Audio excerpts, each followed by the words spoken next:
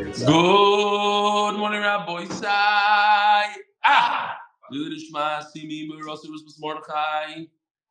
Yesterday was 12 days in November. Today, if you're watching it in a little bit, it's already, you can almost say this, but I didn't have a marriage yet.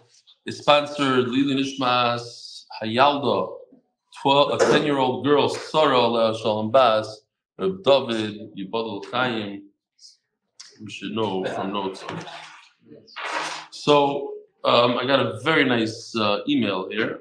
She asked me not to read her name, so I'm just going to say Bracha R. Dear Eli Stefansky, I want to let you know that your phrase is not about the dog, it's about the Yomi has made an incredible impact on my husband, to the point where after Pesach, we traveled back from my in-laws, a 3.5-hour trip. We got back at 3 a.m. You know where this is headed. My husband drove the whole way home, didn't sleep on Yom Tov that day, and the first thing he said after unloading the car is, I am going to do the Daf Yomi now. Incredible. I was floored by his commitment, and I'm also floored by reading this. I was floored by his commitment to really keep to the mindset, it's not about the Daf, it's about the Yomi. Thank you, Rabbi Stefansky. May you continue to bring the light of Torah to the world. If this is chosen to be read at the live share, could you not mention my name? My husband will know it's him. Thank you. Beautiful. Unbelievable. This is from Levi Bornstein, new Chabad joiner. Good vach. My wife just snapped a pic of me following your share. Joined since the beginning of Bava Metzia.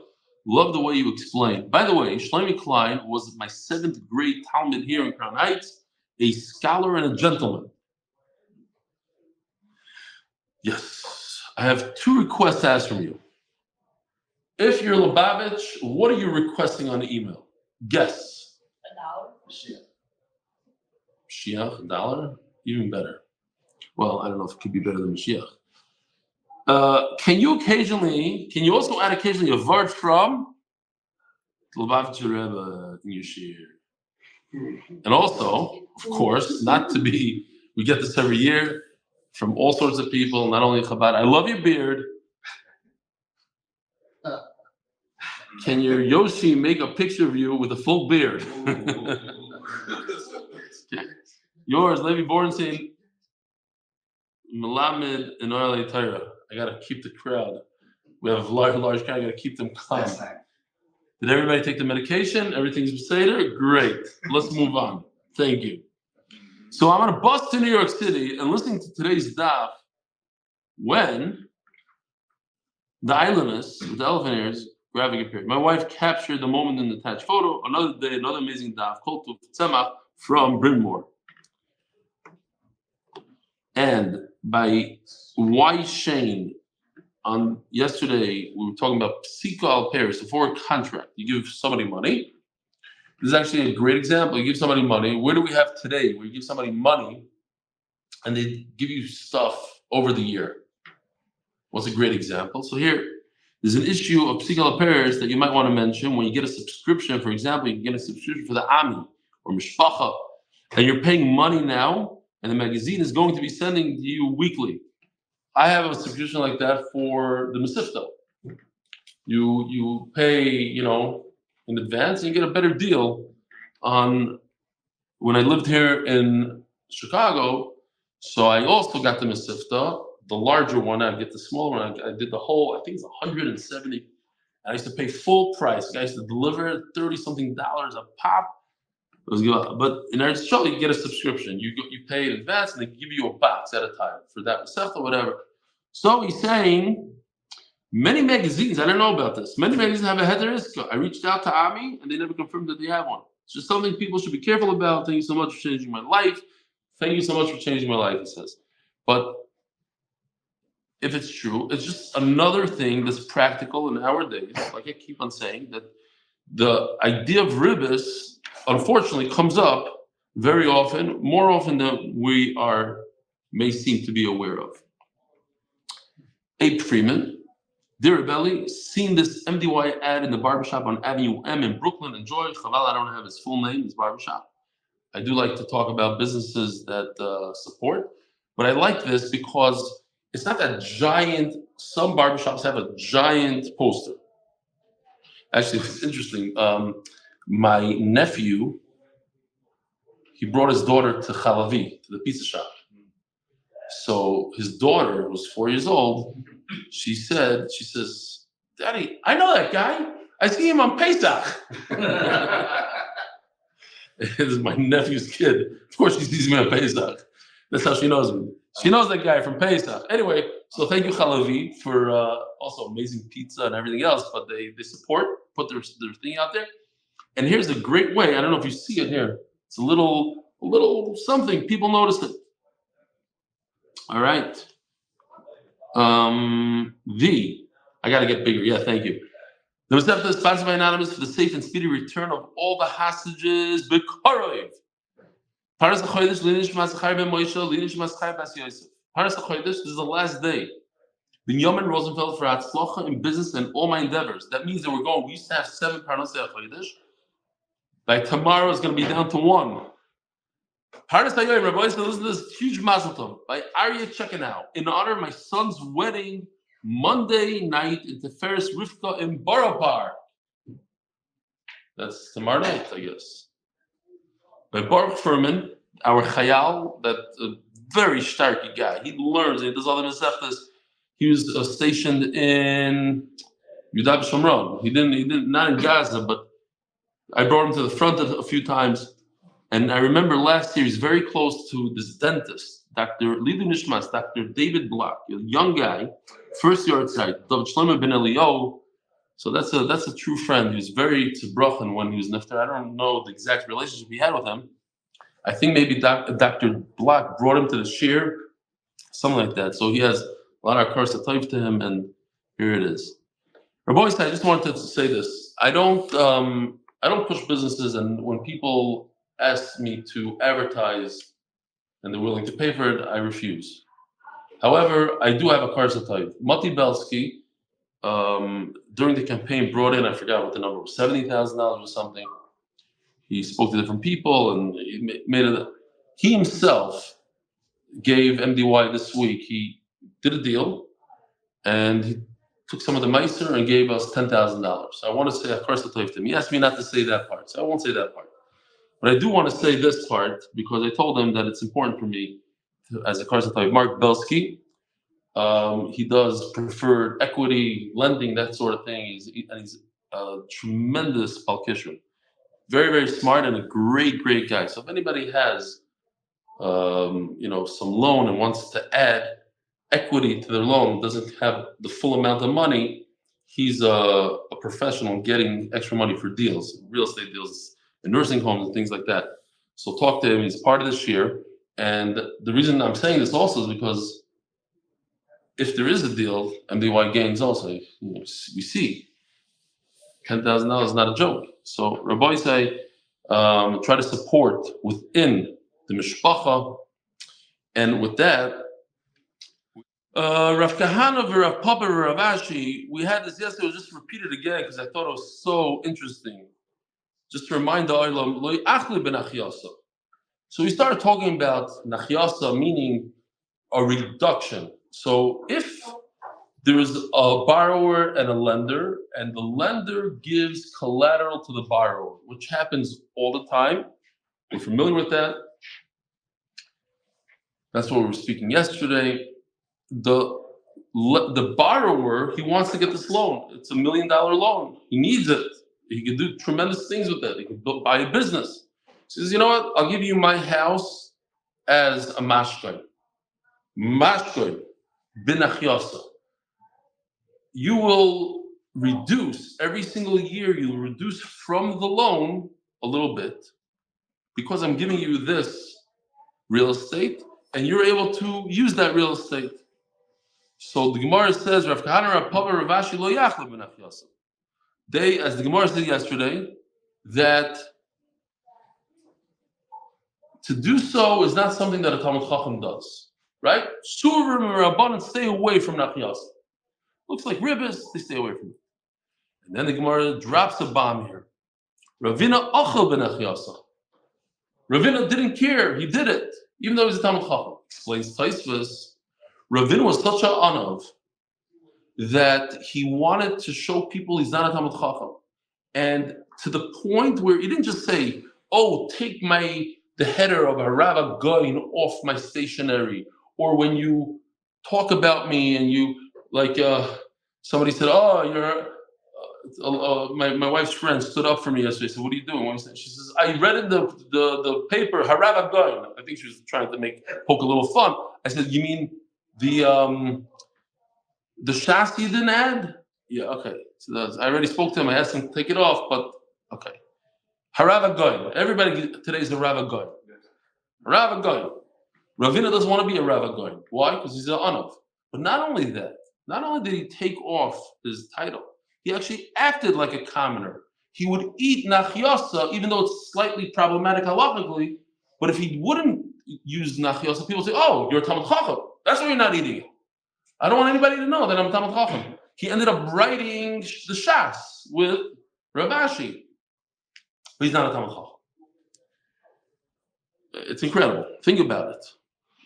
We're talking about Amoraim, one of the last Amoraim, and he doesn't want to. I'm not a Talmud Chacham.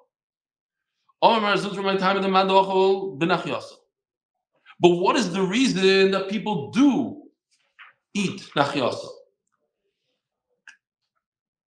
Again, what's nachyasa? Very, very simple. The borrower gives a property as collateral, and the lender eats the fruit. Why? Because there's a reduction in the loan. We see the same idea by zechus. And we said, what's nachyasa? How much do you have to remove how much do you deduct? Very minimal.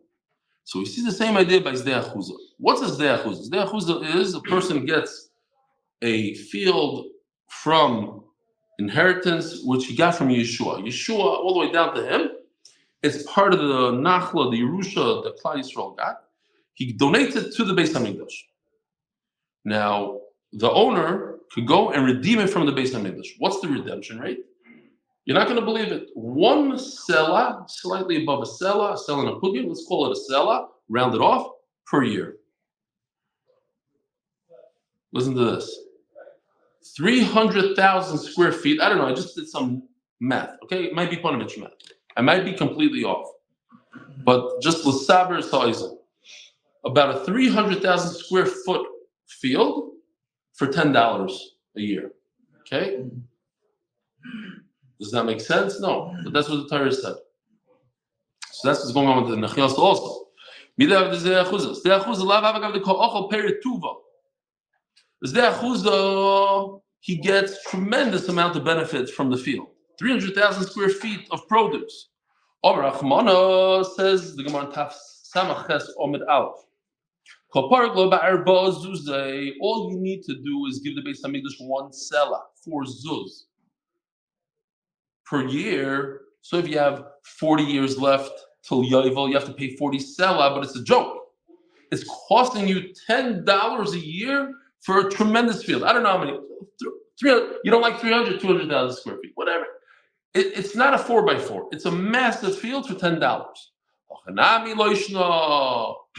You see this idea that sometimes a small amount makes a big difference. You're showing that it's not really ribbis. I own it. I'm deducting. I'm doing what I need to do. And it's a great raya from zechus. Look, a very small amount you acquire it. So too over here, the lender, the malva, for a very small amount should acquire this field. Should be able to use the fruit. No, there's no connections. You're talking about something that belongs to the Beis Hamikdash. Rahmana and the Torah, the Torah is the one that decided it's $10 a year. Hachaver, over here we're talking about a loan. And a loan is very different. It's between two people, and it looks like it's interest, so therefore it's also. The elders of Machasya said, the period of a mashkin, when I, the borrower, give you my field as collateral, there's a minimum of a year. Now we're talking about, just to show the picture again, we're talking about Asher the Misalki. in a place where, remember yesterday we had a place that you get rid of the borrower could kick out the lender from the field at any given time by paying off the loan, or not. So in a place where the borrower could just show up and kick the guy out, so then the lender doesn't have so much ownership of it, but there's a minimum. You can't give him the field and say, hey, this is your piece of real estate, and 3 days later kick him out. There's a minimum. He gets to keep it for a year. Stam mashkanta shato. The ochala shato motzim. That if the guy is there for a year and he's eating fruit for a year, then you can get rid of him. If he's not there for a year, then the borrower cannot kick the lender out. The same elders told me, my mashkanta, what's the word? What does mashkanta mean? In Hebrew also, modern day Hebrew, when you buy a house, you buy an apartment, you need to get a mashkanta. It's a mashkanta. Where does the word come from? The shchunagame. It means your neighbor, shachen. What does that mean? Ledina de Bar Metzia. So let's say Bar Metzia is very simple. Let's say my name is Reuven, and you are Shimon, and I have a field. I'm Reuven, I own the right side, and you, Shimon, own the left side. So if you, Shimon, are selling your field, I come first.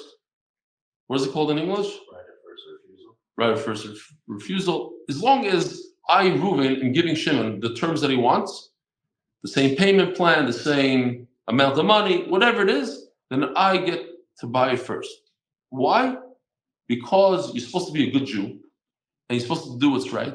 And for me and my tractor, I just have to go back and forth. I don't have to put my tractor on a trailer and go down the road to the other field. You're right next to me. Everything's easier for me. So be a mensch. We can enforce menschlichkeit. That's the Dina. So now over here, think about it. Over here you have a lender, and he got a field from the borrower. And we're not sure, is it his field, not field, he can get kicked out, not get kicked out. But the bottom line is, the lender, he has a din of a bar metzia. He could say, hey,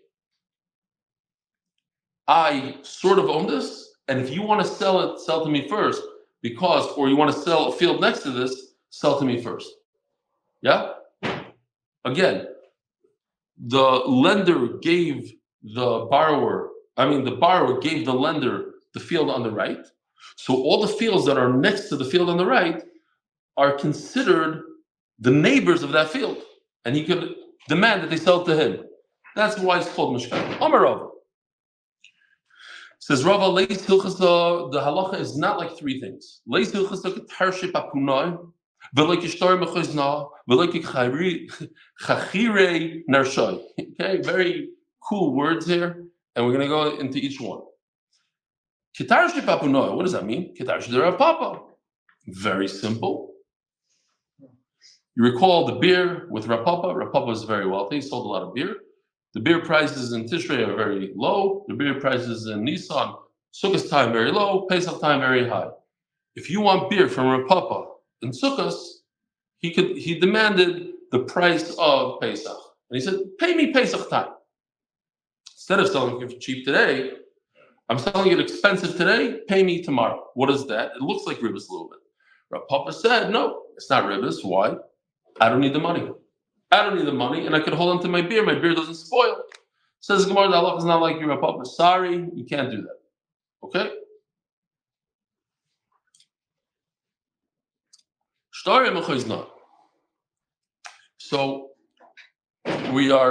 you came just in time. The next Mishnah on this Amud is talking about the idea called Iska. Okay? Iska, heter Iska, right? We talk about heter Iska. Very, very simple idea. Iska just means a partnership. We are partners. Now, if the borrower takes upon himself the entire responsibility, he's responsible for the entire loan, from A to Z. If something happens to the money, something happens to the product, he's responsible. What is he called? A borrower. And a borrower that pays more That's called interest. That's ribs. But if we say that he's not a borrower, he's actually a partner. In other words, so take a look at this thing for a second. You have a guy that's the financier and the merchant, the zechus and the tager. Okay, call them whatever you want. One guy is the businessman. He owns the product. He gives the product to the merchant to sell. Okay, the merchant. So there's basically a loan going on over here. He lent him the stuff, but we could view it as a non-loan. It would be a loan if the merchant would be responsible for all these cell phones. Something happened to them, he's responsible. But in this case, what you could do is you say it's 50-50. 50% loan, 50% a deposit. And we split the profits in half. You do all the work, you do all the sales, and you're going to gain $20. Let's split it down the middle, 50-50. The big problem with that is that the merchant is working for free. Why is he working? Why is this guy selling cell phones? He's selling cell phones because you gave him the cell phones for free. So that's why so that means he's adding to what you're giving him. You gave him a loan. He has to return all the cell phones. The cell phones cost $100. He has to give you back the $100. Okay, everything above that should be interest. Why is he giving it to you? Because he gave the cell phones for free to use them. So that's a little bit of a problem. The way to get out of that problem is by giving him a payment for his work. You say, hey, you also work for me. So, what happened was in Mechayza, the guy's been around this situation a dozen times already. He knows, I have $100 worth of cell phones. It's going to take him a week. He's going to sell all the cell phones. It's going to be a $20 profit. He knows this. He's done it 100 times. So he writes a shtar that says as follows: I'm giving you 100. We are partners. You give me back 110. We're going to split the $20 profit. Now, he's also saying that he won't take any more profit than 10. In other words, everything above the $20 profit, if the guy's able to sell his cell phones for $40 profit, all the profit goes to the seller, to the merchant. Me, Mr. Supplier, I only get $10. So he's limiting himself to a certain amount of profit. And also, this seller guy, this merchant, the merchant, he's not allowed to say that he lost money. There's no loss here. So that's the problem. Because once we make a deal that you don't lose money, in other words, even if he lost, the financier, he calls him a financier, the Baal Zechus gives what? The wholesaler gives $100 worth of cell phones to the merchant. He stipulates in the contract that if the guy loses money, sold $100 worth of cell phones for $50, he doesn't want to hear about it. You can't come back to me, tell me you lost. I only want to hear when you made money.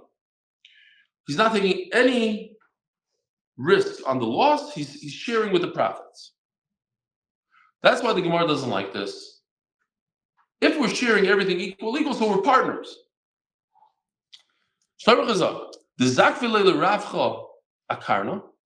They take the profits and they put it on the principal. This is how they write it in the shtar. The problem with that is, who told you that there's only going to be profit? What if it goes down? Okay, that's why we don't like this kind of document. We're going to see a little bit more of Iska by the Mishnah. Here, let me just see what happened over here. I'll show it to you real quickly. Why is this a loan at all? It's a normal business transaction. He technically sold the cell phones for $110. That's what he's trying to do, but they're actually only, right, I hear what you're saying, but it has to do with him selling it later and making profit, then he gets it. It's not today he sells it, he doesn't owe him the money now. It's only if he makes profit, then he's gonna make the profit. No, but he's gonna make the profit regardless, you say. What if he doesn't sell anything? So it's called consignment. Correct. Okay. So then he gives it back to him. Okay. But so he's selling it to him at 110. It's consigned to him. Exactly. And that's That's why it should be okay. That's why we call it 50% loan, 50% consignment. A mashkin. That's what, you look over here. It says, you see, it says pikad and a mashkin. Cut it down the middle. 50% deposit, like a consignment. 50% a loan. That's how the Gemara views it. And you're asking, why is it not? Why is it a loan? Maybe all consignments should have this issue. Maybe. It's consignment, period. He's saying, I'm consigning it to you for $110. If you sell it, anything over that is yours. If you don't sell it. But that's not exactly how it works. I'm giving this to you for this is 100. I'm giving you 100. You need to return 110 back. He's not selling it for 110. He really is selling it for 110. I hear. The bottom line is he's selling for 110, but he's consigning the merchandise. If he doesn't sell it, okay, meaning the fact that it's irrelevant what he sells it for. The cost is 110 no matter what. Right. Okay, and a partnership is if there's. But there's also a risk. So the reason why it's different than a consignment because he's taking risk upon himself as well. The guy selling it on consignment, the store owner that's selling it on consignment, he's taking risk. If the code burns, if the cell phones burn, he takes upon himself risk also. It's not 100% that I'm giving you my cell phones, give me back X. We're partners. So what you're saying is if the cell phones break, if 50-50. He only has to give him back half at 110? Right. No, half of the 100. 50. Oh, okay. Says the Gemara. Omale Marbar Amimar L'Ravashi. Marbar Amimar said to Ravashi, Abo Amimar Ovid Hachi. My father did this shtar mechazna, but your issue that you have with it, my father got rid of. Why? The shtar was written like we discussed. Everything was the same. It says in the shtar that we're going to share profits. And I only get profit. I don't want to hear about the loss. But my father, in order to get rid of the problem that you have, because we're not sharing losses, he would say, we are sharing losses. This is that thing. We are sharing losses. But it wasn't written in the shtar. If they came to him, he said, we're real partners, through and through. Profit and loss. So he said to him, listen to this line over here. That's great if they came directly to your father, Ameimar. What if Ameimar was nifter? The shtar would come to you and you would deny this idea. It's not written. And therefore, it's only profits that you're taking and not loss. You're not sharing the loss. How would you know? So that's a problem. The Gemara says the problem. Since it's not in the shtar, it's not a real profit. You're not sharing profits and loss because the loss is just a verbal thing. Says the Gemara, tremendous thing.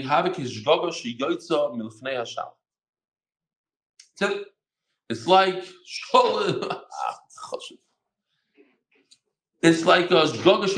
sometimes when a person says something, words have a tremendous amount of power and an effect. And he said, and if your father was nifter, what would happen? And boof, his father was nifter. You can't talk like that. You got to be careful with the words that come into your mouth. It's just very interesting to note that, where do we have this? We had it just, on Daf Yomi, all the way in the top, the Gemara brought two Mars, right? It was a Mar Yenuka and Mar Pshisha. So it happens to be that a Meimar is the son of Mar Yenuka. We just mentioned Mar Yenuka. A Meimar was the son of Mar Yenuka, who's the son of Rav Chizda. So he's a grandson of Rav Chizda. It's a whole thing. Some say that Meimar got killed. Okay. Says the Gemara, Chachire Narshai. What's this? So we're talking about this idea of Mashkin ben Achyasa. Remember, these are all fancy words, but they mean simple things. We just mentioned it before. Guy gives a field as collateral, and you have to reduce, every year you have to reduce a little bit of the loan because he gave you that field. So they had a great trick to get out of risk. Everybody's trying to come up with a trick, right? Heter Iska is one that stuck. But what's the point of the trick? We see from this Gemara all the way in the bottom that Chacham were sort of interested in making interest work because it helps society. The lenders are not, the Torah doesn't want you to take interest. The Torah wants you to give free loans. But not a lot of people out there that are giving free loans. People need to buy more, they have to buy homes, they have to buy businesses. And if you're not giving, so we're trying to come up with an idea. They had a great chap. Check this out. The borrower gives the lender a field. That's normal. Every bank does that. You give me a collateral. The bank turns around and leases out that field. They can lease it to anybody now, right? If the bank gets a building as collateral, physical building, not, oh, we're going to go after the building like we do today. Here is the building until I pay back the loan. Like, for instance, a guy gave me a watch for a loan, right? An expensive watch. Here's the watch. So I take the watch and I rent it to somebody. I put it on eBay. It's my watch now. But that's not what happened. He takes the watch and rents it back to the borrower. Yeah. The lender takes the field that he got from the borrower and rents it right back to the borrower for the amount of interest. Let's say it's a 10% interest rate. So here's, if you pay me $1,000, I'll give you this field. I have a beautiful field. You familiar with it? Yeah, I'm very familiar. I worked at 45 years already. So here's the field right back. Give me $1,000 for the field. It's not interest. He's paying you for rent. No, does that work? Sure. Okay, so let's see what the Gemara says. Says the Gemara. It's common that big corporations, when they buy businesses, they don't buy the real estate. Right. But They what hate do real is estate for they some lease reason. the real estate from the person they bought the business from. Yeah. And that's a common. Yeah. Everybody has. Right here in the corner, the bank. Somebody in my family bought it. Here, the Lincoln, the Fifth Third Bank. Right. They said, we don't want to be in the real estate business. They sold it for very cheap. And they rent it from them. Guaranteed lease for Huna, which pays the mortgage and everything. Shema. Okay. So, it says like this. Chachir in Ersha. How does it work? The borrower gives a mashkin, gives collateral, his field to the lender. And then he rents it back from him. Says the reason why it doesn't work is Amos Canal. How did the lender acquire the field? It was never his. In order for a field to be yours so that you can rent it back to somebody, you have to make a kinyan. You have to buy it with money, something. There's no sale. So how could he go and rent it back to the guy? In your case, I buy it and I rent it back to the bank. But that's not what happened there. And if he did buy it, that's terrible. Because now it's his. You can just say, fife you, and he'll sell it on the market. He never bought it. The lender never bought it. They have the right to collect from it. That's not a sale. You must him. Nevertheless, in other words, what the Gemara is bothered by is that if he never used the field, he never stepped foot into the field, he never plowed the field, nobody ever saw him doing anything in the field. And suddenly, this guy that owns the field is suddenly renting the field from you. That smells like ribbis. Everybody knows he took $1 million loan from you, and now he's paying you $1.1 million. He's giving you $100,000 to use his own field. It was never yours. You never stepped foot in that field. Now, if you did step foot in the field, if the lender, the bank, put up their machines there and they plowed the field, and the whole world knows, oh, this used to be the bank's field. Look, for 3 years they're there, they're plowing and sowing and reaping the fruit, and they're out. And then they lease it back to the borrower, that's okay. But it has to be a 3-year period.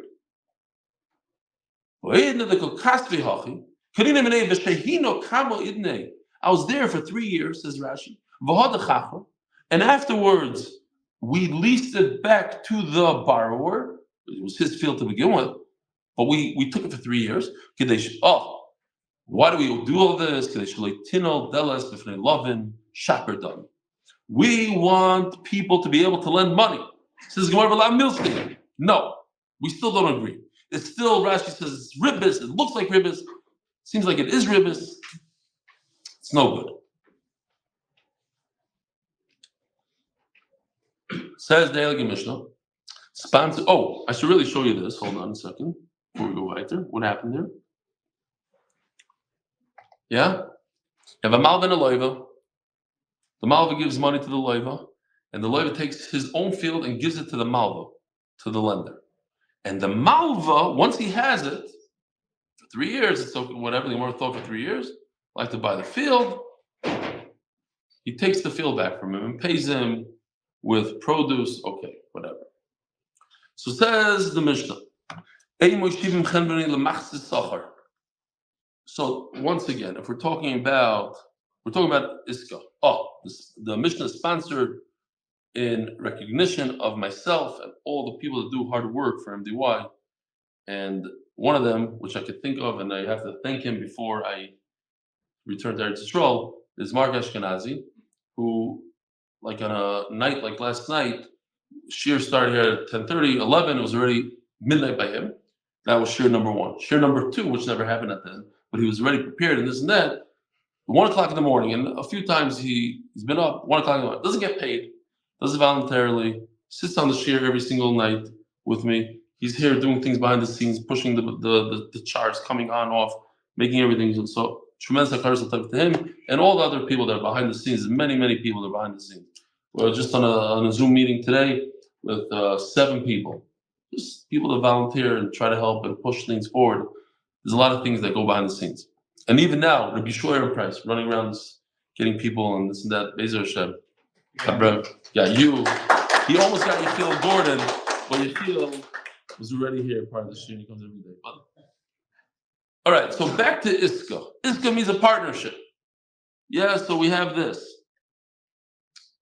You have a guy that he's the wholesaler. He gives his stuff to the merchant, to the store owner. Says the Mishnah, you cannot do a deal where it's 50-50. Why? Because at the end of the day, think about it. The store owner received $100 worth of cell phones. He has to pay $100 back to the wholesaler. So then why is he giving the wholesaler instead of $100, he's giving him $110? $110 because he lent him the cell phones. That's a loan on a product. And he, in return of lending him the product, he paid extra 10%. So that looks like ribbis. And looks there is. It is ribbis. The same idea. Can't give money. I'll give you money. I'm a businessman. I give you the cash. You do all the hard work. You go to the market. You buy food. Like Shlomi Klein, that's what he does. He buys wholesale. 1, 2 in the morning, goes to the giant, fruit wholesalers. And so I cannot give him money. I'll give him the cash, and he'll do all the hard work. 2 in the morning. Then I'll go sell, run around, do all the deliveries, and then I'll split profits with him. Plus, he has to give me all the money back. So I got all my money back. I lent him money. I get half the profits, and he gets half the profits. Why is that not interest? Can't do that. Why? Because he's working for it. So if I could pay him for his work, it doesn't have to be a full amount. If I could pay him someone for his work, then we could get around the problem. If you could pay him for his work, then we could do this deal. And we shouldn't turn to go to the mechzel. I cannot give you these hens to produce eggs and everything. We'll split the profits. You'll take care of it. You'll do all the work and everything. We'll both share in the laws. You can't do it for half. Not calves. I have to pay you for your work and for your food. We could do this deal if there's no risk on the worker's side. And they just have to make sure that we get to, you don't just take your compensation right away. You have to make sure that they're a third. The Gemara always talks about it. Egla tilta. Egla tilta is a calf that's a third of its life. In the time of the Gemara, that was considered the best meat possible. So you have to get to the third of its life. Make sure that this donkey gets at least to a point in its life where it could carry a burden, and therefore now you're entitled to your compensation for bringing it up. I remember there was a Rebbe, I don't remember which one. Maybe it was the Friedrich Belzer Rav or whatever. I think it was the Belzer, who said that when it comes to Iska, if you're doing an Iska where the profits, the return is greater than 20%, you don't need to do a heter Iska. Why? Because you're not even going to get the principal back. What he's trying to say is, anybody that promises crazy stuff, it's not a deal. Don't run away from it. You don't need a heter, you don't need anything. It's not a deal. Says the Gemara. Tana, how much do you have to pay this guy in order for this not to be ribis? Again, I give you $1,000, you buy product, you sell product, you split with me 50-50 all profits. So what happened? I gave you the cash, you returned all the cash plus some. Isn't that ribis? Oh, so you say, but he did all the work. So why are you giving me the money? Because I lent you the money. Oh, so that's ribis. But if I pay you for your work, now I'm allowed to hire somebody to sell stuff for me in the street. So that's what I did. I gave you the money. I hired you to sell for me, and that's fine. How much do I have to pay? Kepoil bottle. Let's say you are a dentist, and now you went to sell stuff for me, so I have to pay you $200 an hour, whatever a dentist makes. So Gemara says, Michael Poil bottle. Oh, Michael Poil bottle doesn't mean what is it? It means why is it? In other words, this guy's he's working. So why should I pay him? He's doing a lot of stuff now. He's not a Poil bottle. He's not a guy just sitting around. I have to pay. Well, I'll pay him. The Gemara, Rashi says over here that Poil bottle means that you pay him like a guy that doesn't work at all. Stop. So I think that there are those who learn that you have to pay him as what he was bottled. Unless that, okay, but let's see, the Gemara talks about what he was before, in a bay. So says the Gemara, Tanaka Pile bottle, like a guy that doesn't work. Either you can learn like what he used to earn and he doesn't work at all, or like a guy that doesn't work. Let's say, a dentist that doesn't work at all. The Gemara says, but he does work now. Says Gemara, Mike Poil bottle. Omar Abaya Poil bottle shall oisa malacha the bottom. So it goes like this. Let's say he was a dentist. He made $200 an hour, and right now he's in a store. He's a storekeeper, but a storekeeper only makes $100 an hour. So we asked him, how much money would you take a hit? How much would you agree to go from a dentist to a storekeeper? Storekeeper, you just have to sit like this, and once in a while you press some buttons. Let's say that's how it works. A dentist, you have to stand on your feet and drill. Yeah, you make more money, but over here it's easier. So I'll tell you, you know what? I'll do it for $150. The store guy usually makes $100. A dentist usually makes $200. For $150, I'll go from dentist to store. Now it's easier. I'll still make some money, not all. Oh, so that difference, that's what you have to pay him. This reminds me of Rav Kahneman when he built Panovich. There's actually a building there right now. I think they maybe sort of fixed it up because I davened Yom Kippur there once, maybe 6-7 years ago. But there's a building that stood there for many, many years, a giant base marriage that he built. And he decided he doesn't want to continue building it because a bunch of workers died while they were building it. So it sat there for 30, 40 years, empty. Giant base marriage. But anyway, it could be that they already continue with it. So there were a bunch of workers, Jewish workers, and there's no work. The material didn't show up. So they're just standing there, pile of bottle. So he called them out, he said, listen, come into the base marriage, say Tehillim. At least say something to Tehillim, something. So they started saying Tehillim, this, that, and then they said, we had enough. We can't even do Tehillim. It's too much. I said, we're not going to charge you for today. Let us go. Yeah. Pile bottle.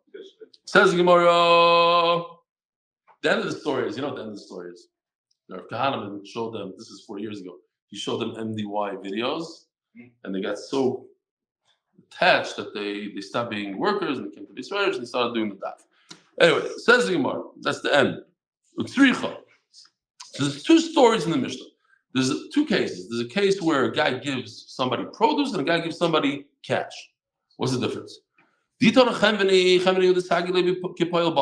Okay. When it comes to a store owner, this could work. You could pay him as this reduced price of his labor. Because he's a storekeeper, so it doesn't have that much work. But when you give a guy cash, say you do everything from A to Z, it's a ton of work. Yeah, because I know Shlomi Klein is always on Zoom. You can watch him in Eretz Yisrael time.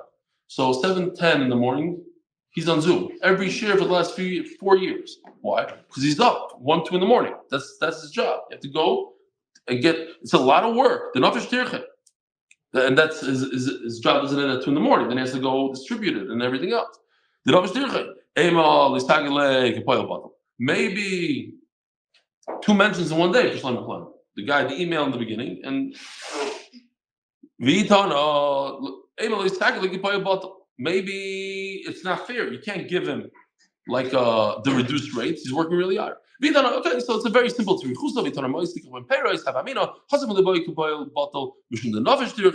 The opposite, if I just say it by the fruit guy, so by the cash, he's working so hard, so that's why he gets paid the reduced rate. But a guy that sits next to the cashier register doesn't work that hard in the air conditioner. He's not working so hard. Maybe you should just give him a little drop in the bucket. We're going to have this lesson very soon. Maybe if he just dips his bread, we actually have a picture of it. This is the tzir. I don't know why. If a guy just dips his bread into the fish brine, maybe that's enough. A little bit of tzir. He gave him a little fig. Because that's what I was saying before. Sometimes in the Hilchos Ribbis, all you need to do is a little bit. You don't have to really pay the full amount. You just have to show that you're involved over here. So that's why I need both cases.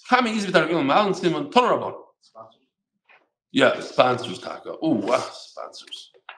Oh, it's supposed to switch out the, I don't have it here. Okay, official sponsorship. Somebody switched it out. Kidnovations in honor of my Uncle Reb Elchanan Pressman, and that's zechus for Akiva Simcha Ben Feiga. And by official mitzvah motivators in honor of the Limans for sponsoring Sfar for the daily Ner Talmud learning. And by the Gewirtzman brothers for the Yartzeits of our grandfathers, Hachaver, Moshe ben Yerachmiel Shalom, and Horav Eliezer Moshe ben Reb Shayma Zatzal.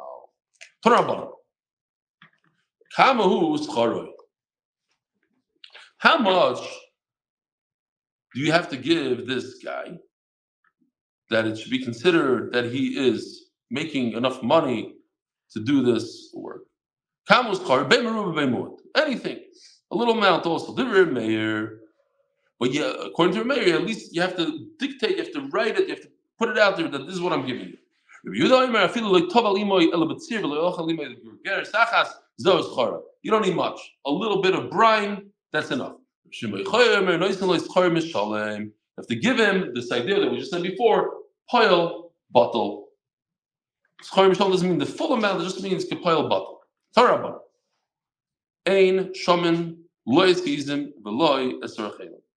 Once you start appraising animals, so now it looks at why you're praising it, because you want the guy to take responsibility. You're giving, the wholesaler is giving a bunch of goats to the merchant, whatever you want to call him, the other guy that's going to take care of it, he's going to bring profits. Once you start appraising it, that means you want that shepherd to take responsibility. Once he takes responsibility, then he becomes a borrower, and everything else is ribis. It's a problem. So therefore, ain't shaman. You don't appraise animals. I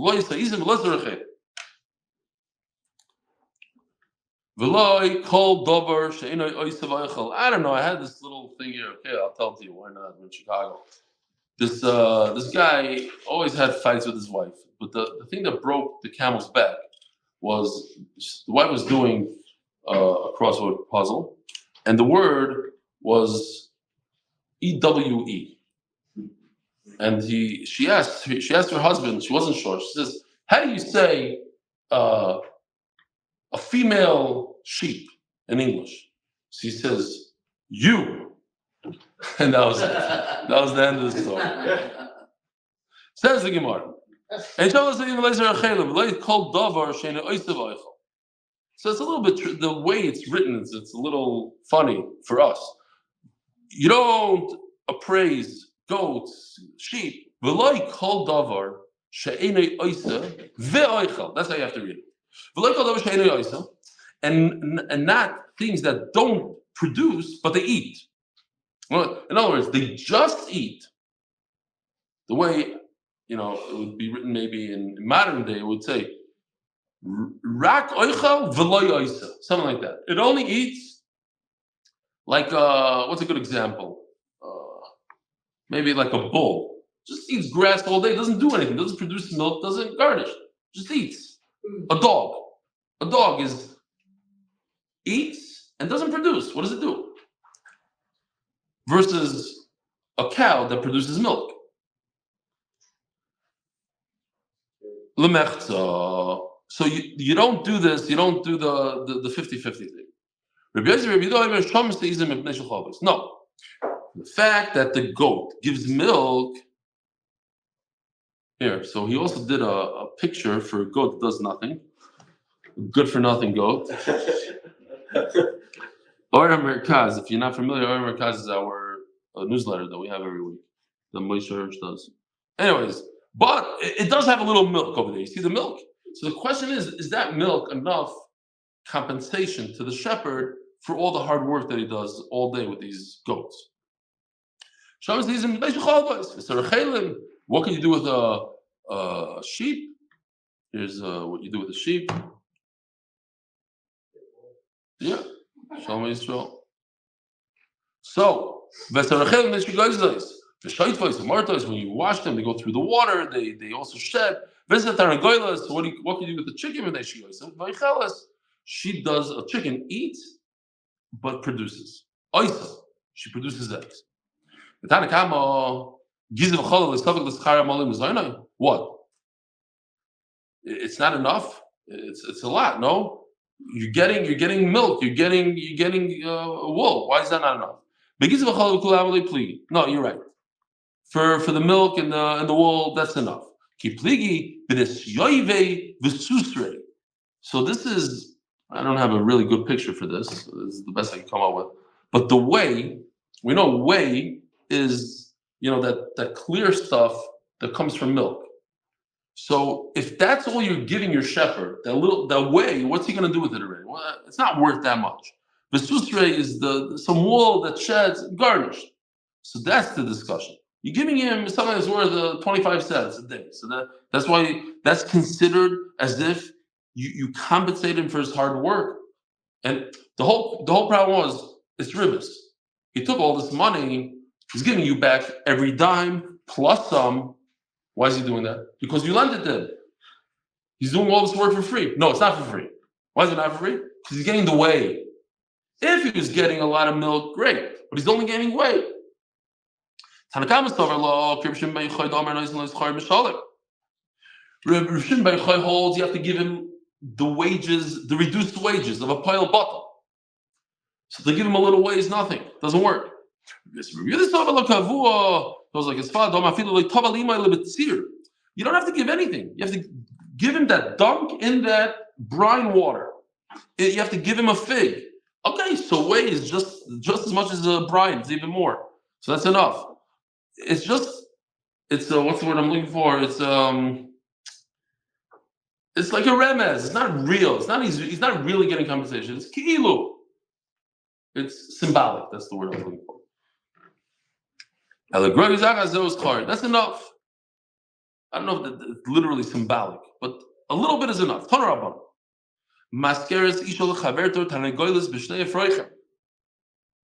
running out of time here. A woman could take her chicken and say, I am doing a, what's the word? How do you say doger in English? To incubate eggs. She has an incubation service. You give her an egg, she incubates. She takes her chicken and she puts it on top of your egg. So I'll do this. I am going to rent out my chicken. My chicken is an incubator, and we're going to make a deal. So, but it has to be, in other words, my chicken will sit on your eggs. If they break, I don't take any responsibility. I'm renting. Renting is okay. The famous muscle, there's not a lot of time here. Famous muscle, say real quickly from the Magi Meduna. Famous muscle says that a person dreamt that they had this egg and they incubated it and they had a chicken, and then the chicken had more eggs, and then they had a lot of chickens, a lot of eggs, a lot of incubation, and they had a whole business, and then they bought a cow and then milk, and then a lot of cows, and then kids, and then they bought real estate, and became billionaires, and then the king invited them over. They were so wealthy, the king invited her over, and this woman or the man bent to say that, and then the egg fell and broke, and then the whole dream went five. No, the whole thing was just stop dreaming, start doing. And then everybody else knows the story about my grandmother, who the Chazon Ish told my grandfather to buy real estate in Bnei Brak. He got a Yerusha from his father, who were originally from Switzerland. So when my great-grandfather was Nifter, he gave Yerusha to his sons, and my grandfather got his piece, and he went to the Chazon Ish. What should I do with this piece? Chazon Ish said, buy real estate in Bnei Brak. It's up and coming. So my grandfather's Chavrusa told him, Chazon Ish is a big tzaddik. He doesn't understand about business. You need to buy an incubator. And you take eggs and you put in the incubator and you'll have a lot of chickens. So they went and they bought an incubator and they incubated chickens. And then a missile came in from Jordan and hit the incubator and exploded at zero left. Zero. And plus my grandmother went once and touched it and she got electrocuted. Oh, Maisa. Kisser had to invest in a Bnei Brak. It could be whatever. I don't know what would happen. Anyway. You might be a Bnei Brak. I might have been a Bnei Braker, which I almost turned out to be. Yeah. Nah. So we had this. A woman tells her friend, let's make a deal. I'm the incubator, I'm the Tarnagolas, and the eggs are yours. That's basically a iska. We're doing an iska here, we're doing a partnership. It's a half alva, half a mashkin, and that equals 2 ribbis. And we'll divide the chicklings. Review the matter of Shimon. Ask the Gemara of Reb Yehuda. We just discussed this whole thing. If we do a deal like this, you have to pay for all the guy that does all the work that has to get compensated. Says Gemara, this is crazy. There's the eggs that are spoiled. These are eggs that the chicken sat on for 2 weeks and nothing came out of them. They're literally spoiled. There's some people that Tyson says there are actually people that might even eat them. Shem Yerachim. Okay, so we have to really, yeah. In